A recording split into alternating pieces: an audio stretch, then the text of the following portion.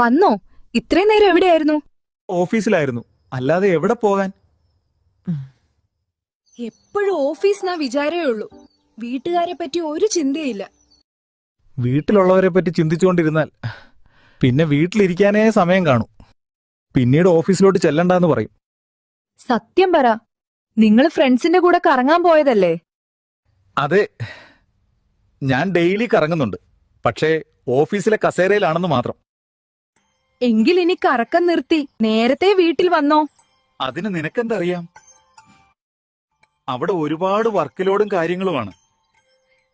അത്രയ്ക്ക് ജോലിഭാരമാണെങ്കിൽ നാളെ തൊട്ട് ഞാനും വരാം. അങ്ങനെ പെട്ടെന്നൊന്നും വരാൻ പറ്റില്ല. നിനക്ക് എക്സൽ ഉപയോഗിച്ച് പരിചയമുണ്ടോ? ഓഹോ, അപ്പൊ ഇത്രയും നാൾ എന്നെ പറ്റിക്കായിരുന്നു അല്ലേ? IT കമ്പനി എന്ന് പറഞ്ഞിട്ട്. നിങ്ങൾക്ക് അവിടെ അലക്കും തുടപ്പുമായിരുന്നല്ലേ പണി? നീ ഇത് എന്തൊക്കെയാ പറയുന്നേ? ഇവിടെ നിങ്ങളുടെ തുണി കഴുകാൻ വയ്യ, അപ്പോഴാണ് ഇനി വല്ലവരെയും തുണി. സർഫ് എക്സൽ അല്ല, മൈക്രോസോഫ്റ്റ് എക്സൽ. അതൊരു ഡേറ്റ അനാലിസിസ് ടൂളാണ്. ഓ, അതായിരുന്നോ?